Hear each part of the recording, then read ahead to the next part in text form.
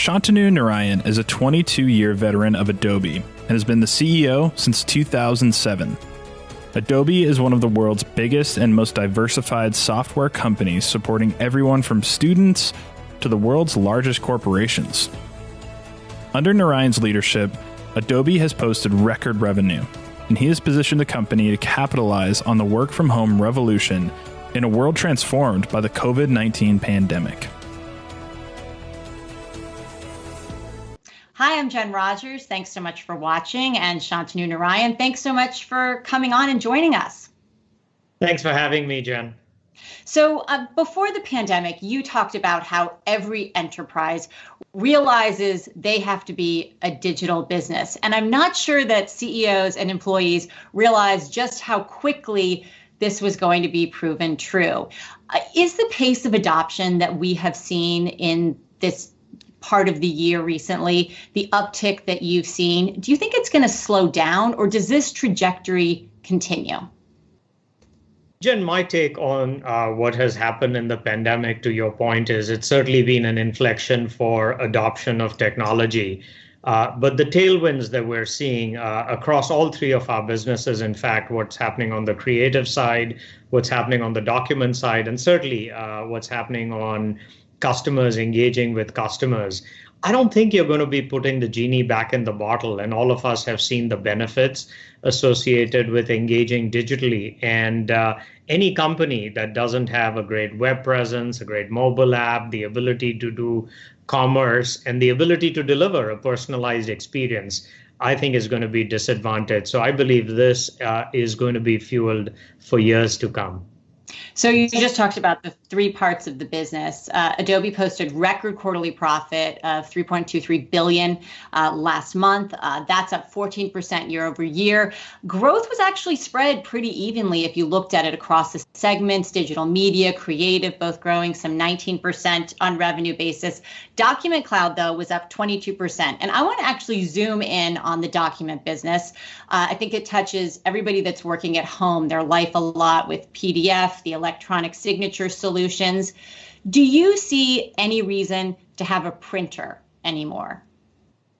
Well, as you know, Adobe also created PostScript, and we revolutionized the desktop publishing. So I think, while there are a few cases where paper will still be used, when you want these creations that adorn the wall, when my kids do things, without a doubt, to your point, this automation of inefficient manual processes is only going to get accelerated. And we used to always talk about the fact that it was nuts that in this day and age, people somehow thought that a physical signature was more legitimate than an electronic signature. And so, without a doubt, more and more of these processes are going to be completely automated. You're going to get a PDF as verification for the fact that the transaction is complete. And I believe that this will also actually allow not just within an enterprise, between an enterprise and consumers, but cross-country trade also to, just continue to expand and become completely automated. When we're talking about paper and you're talking about signatures, really the most important piece of paper right now is a voting ballot. Can you see a future where Adobe could be part of the solution, where we would be able to digitally verify and have secure online voting? Or is that something that is always going to need to be printed out?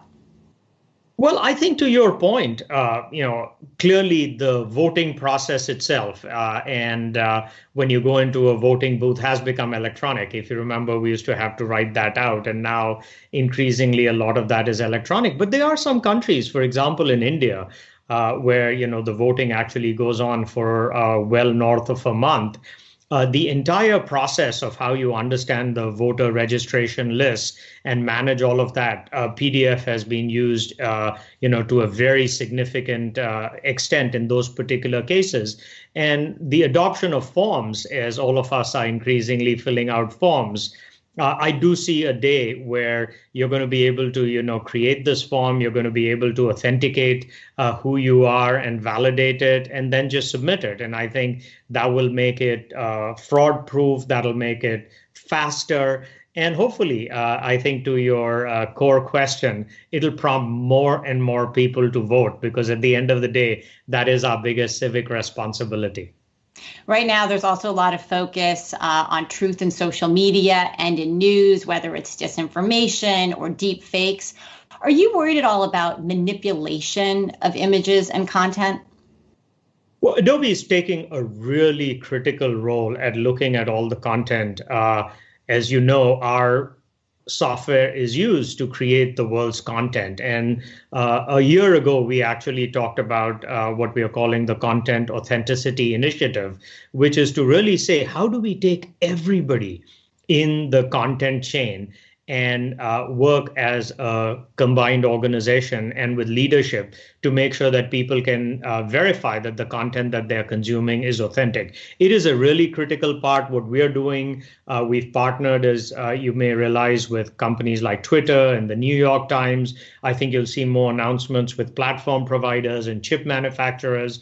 But we cannot do this alone. I think in our software, when you, Jen, create a piece of video, we want you to be able to sign that and say this was created by Jen Rogers. And then the distributor. So in this particular case, if Yahoo Finance is distributing that piece of content, it would be great if the distributors say, this is how you can verify the authenticity of somebody who is standing by it, much like happened with, paper-based publications when people started to create the byline. And then we will use artificial intelligence and machine learning to really understand, once that content has been posted, has anybody changed it? And so I think this will take a few years, but it will require tremendous cooperation. It's an area where we have significant resources, and we're really pleased with how people have taken it. But at the end of the day, it will also depend on the consumer, because when the consumer is consuming content on Yahoo Finance, if the mindset is that we have to make sure that this was actually a piece of content that was signed by who it claims to be, I think that would be the last step in everybody saying, okay, the entire content chain, all the way from authoring, where Adobe plays a role, to distribution, where you play a role, to the consumer, the expectation is that they're going to check on it. So there's a lot of parties that are responsible along the way. Do you think the government will also be involved in coming up with a solution here? Well, I think in a lot of these cases, what is happening is that the technology is moving so fast that, trust. I'm sure you think about it from your perspective of the trust of your brand with your consumers is more important than anything else you can do, because that's why people tune in. And so we view that very much the same, which is we will partner with the organizations, whether it's on data and privacy and on understanding it. But I think ultimately we also have to hold ourselves accountable and not just wait for regulation, because the technology is moving so fast, customer expectations are moving so fast. And so in our particular case, what we are doing is actually writing position papers, and whether it's with the IDEA Act in the US or with other places like the EU, we're approaching them to say, hey, here are ways in which I think industry needs to coalesce to further advance what happens in this particular area. So right now, we've had so much going on with the economy, given the pandemic, a little bit of an uneven recovery. We are starting to see a little bit more M&A activity recently. You have always been pretty acquisitive. Even though the recovery seems uneven, do you think there's some buying opportunities out here for Adobe? A couple of thoughts on that, Jen. Firstly, we're never bottom feeders. And so we're not looking, to acquire things just because they're distressed. I mean, that is not. We acquire companies when the technology is great, the people and the culture really fits with us. And we believe that we can scale that particular business.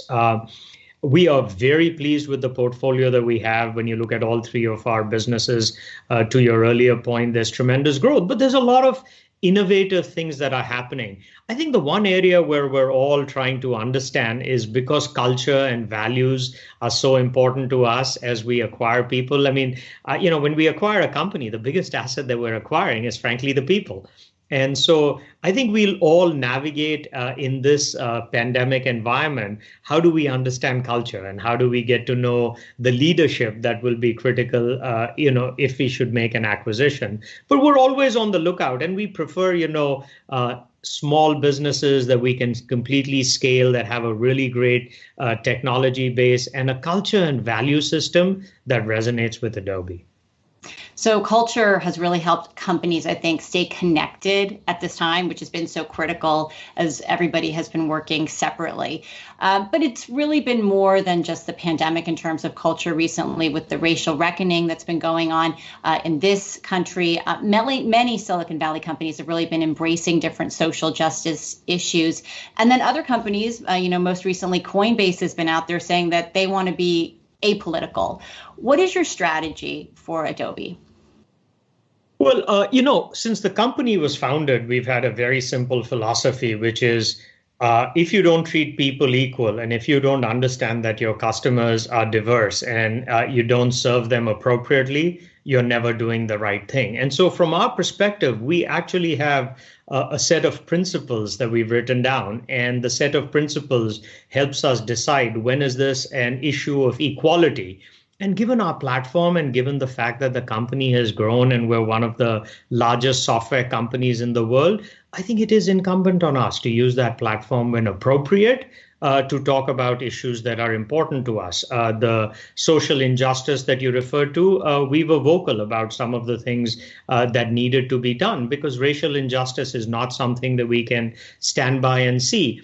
But it's also the same set of principles that allows me to look at it and say, is this something that is my personal opinion, or is this something that the company stands for? And what I think has been significantly different, I've been at the company over 20 years, I've been in my role for 12 years.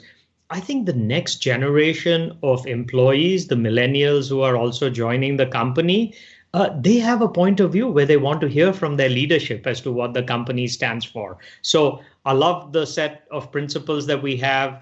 We've been vocal when it's an issue that's important for us. We spoke out also on some of those immigration issues. But there are other issues where I believe that it's incumbent on each individual to make their decision. And my opinion is just one opinion as opposed to the opinion of the company. And I think that served us well. So you won't see us speak out about every issue, but on issues that are about equality, you certainly will hear Adobe speak up. So as you noted, you've been at Adobe for a long time, and we do have this millennial generation coming up. Is it harder to be a leader now than it was 20 years ago? Are they asking for more from their bosses? And are all your stakeholders, in a way, asking for more? First, as it relates to the millennials and this next generation, I love it.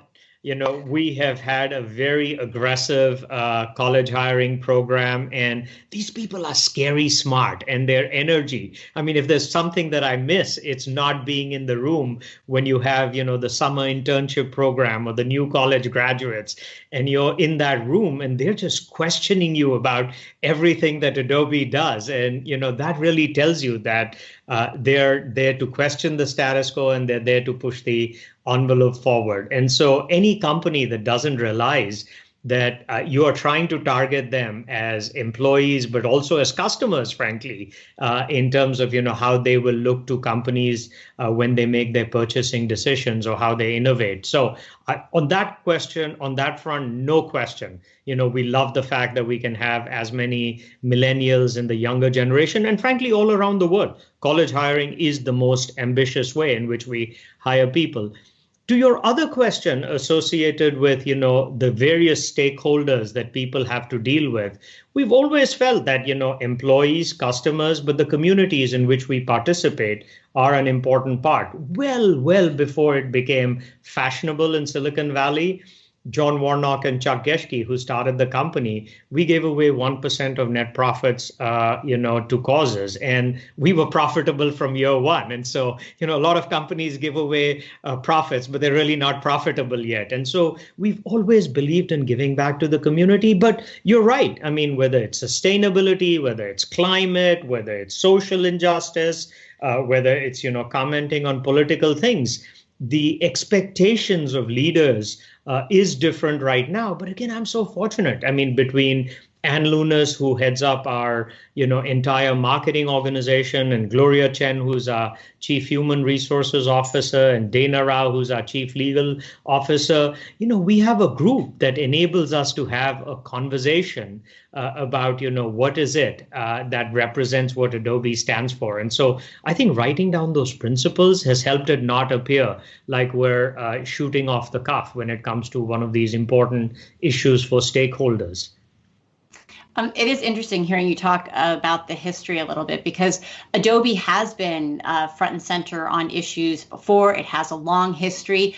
And I think it's fair to say that we're all content creators now. Like literally everybody is. My kids turning in their digital homework. Here I am talking to you this way, a CEO making a presentation. And Adobe is actually involved in many of those experiences. But in some ways on the consumer front, you're not as big a household name, maybe as, like Netflix is, which is a verb. Are you okay with that? Would you like to be a household name, or do you think that Adobe's role is to be just in the background of everything? We certainly, when you think about the content workflow and creativity in particular, Jen, to your question, absolutely. Our mission and our belief is that we need to deliver creativity for all. And you're absolutely right in that we probably started at the tip of the pyramid. We delivered the world's best creative products, but the halo effect associated with using those, really made other people who didn't necessarily classify themselves as creative professionals say, hey, Adobe is still the best products in the world and I'm going to do it, whether it's Photoshop or Illustrator.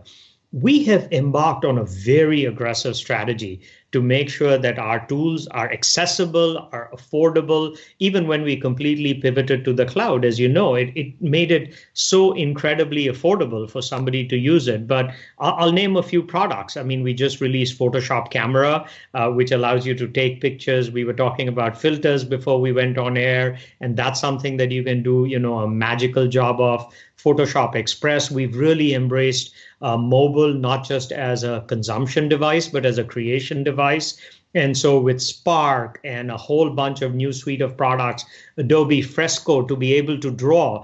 And, we're driven a lot by these hypotheses. So we say, everyone has a story to tell. It's crazy that you somehow believe that you can draw better with a mouse than you can with a stylus. So let's create the world's best drawing products. And we've done that. We've said that Illustrator is coming to the iPad. And Adobe Max is the largest content creativity conference in the world. And you'll be seeing some incredible innovation. And, one last thing that I would say there, an area of particular passion for me is education. And when you think about it, it's crazy that in this day and age that most education projects are still text. And maybe a few pictures and not animation and interactivity and video. And, we want to be one of the companies that helps transforms how people communicate. So Adobe Max is your marquee annual event. Usually you could have 15,000 people getting together. And of course, it's virtual this year. Reed Hastings, Netflix CEO, has said that working remotely is a pure negative. So you have all these creative people that would normally be getting together. You have your finger on the pulse of creativity. Do you think creativity suffers at all as we work remotely? Two separate answers to that, Jen. I think the first answer to that is, as it relates to people working remotely, focusing on collaboration and focusing on how we can make people, more productive when they're working remotely is absolutely a huge area of focus for us. It's actually something we've done with a product called XD, for example. We allow, simultaneous editing of things. And that used to happen in the creative profession because a freelancer would maybe talk to an agency or talk to a corporation completely remotely. And so from that point of view, I am a big believer in then providing more creative collaboration tools is something that Adobe can really distinguish themselves on.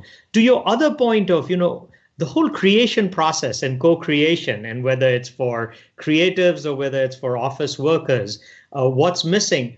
My belief is that we have seen incredible resilience from our employees and they've all, moved to working at home. when a project is well defined and it's existing, I think it's much easier for that project for people to work remotely. Shantanu Narayan, thank you so much for joining us. I hope we can get together one day in a room with a whiteboard and we won't just be virtual. I really look forward to that. Thanks for having me again, Jen.